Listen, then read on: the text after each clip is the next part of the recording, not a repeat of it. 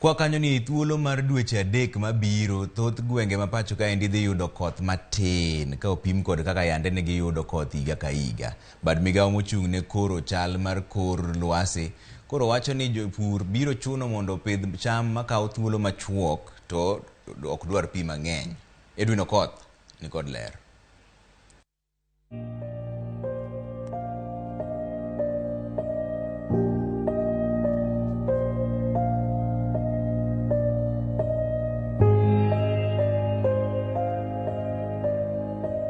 Kochwe kapok dwe mar adek orumo, wachore ni biro chako modeko, ok bibet mang'eny kaka pile, kendo nyalo bwogore, ai bang'e to lal.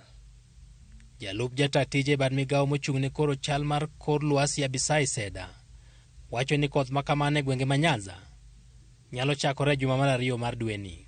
Chal mar kor lwasi mosegol mar dwe mar adek, dwe mar 4 gi dwe mar 5 ok nyalo wacho ni oberruok kodwa to moloyo kadho nam, nikech owach ni koth ma dhi yudo dhi bedo matin moloyo kaka bedo ga pile. Koth nyalo chakore dwe mar adek, juma mar 2 konya chakore kar tarik 10 kanyo kadhi mbele, to kendo dhi mare onyalo dhi nyaka dwe mar 6 juma mokwongo, to ok dhi bedo kuonde te kamano, kuonde moko biro ng'adore chon.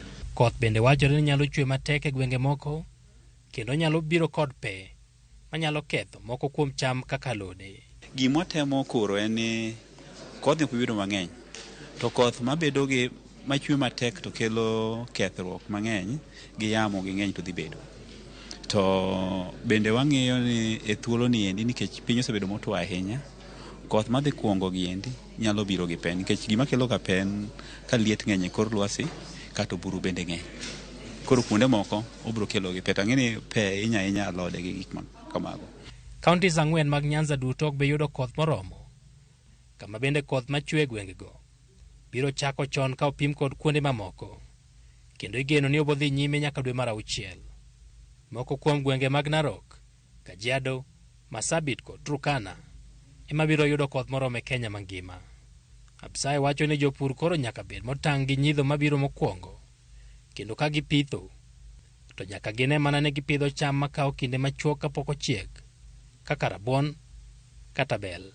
Koro riwruok ma jopur onego bed ni bedo godo sani en ng'iyo kothe ma kawo ndalo machuok mondo ochiegi, to gi iluongo ni cham ma dwaro koth matin kaka olayo, oganda bende kawo ndalo machuok, gine bende kawo ndalo machuok, bel gin a bit resistant gi drought. Ber mondo jo thuru opidh mariwa gi rabuon e kinde mag koth machuok madhi bede ni.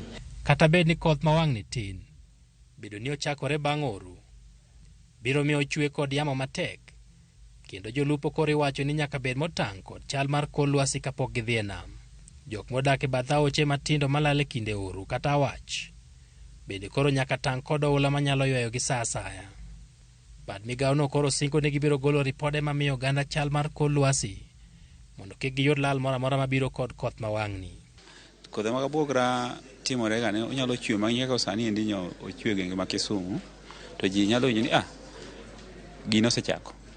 Kodh aina gi endi ko okawo kinde mag juma achiel ka koth machielo kochako chwe, to biro chuno ga ni japur nyaka kom kendo mondo jopur okonyre gi gino.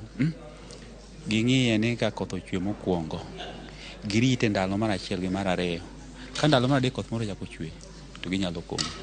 To mar we have seen sad pictures of dead livestock, and we've heard that they have died during this season. Is it possible to convert that kind of a resource into money that is put into some other use until the situation weather-wise improves, so that if you have to keep livestock, then you wait for the opportune moment? That would be wise. Makoro en higa mar 5 maluwore ma koth ok osebet ka chwe moromo, ka bende koro luoro nitie ni ngaji masani okwako kauntis 23 ma pacho ka nyalo medore. Edwin Koth, Ramogi TV, Nairobi.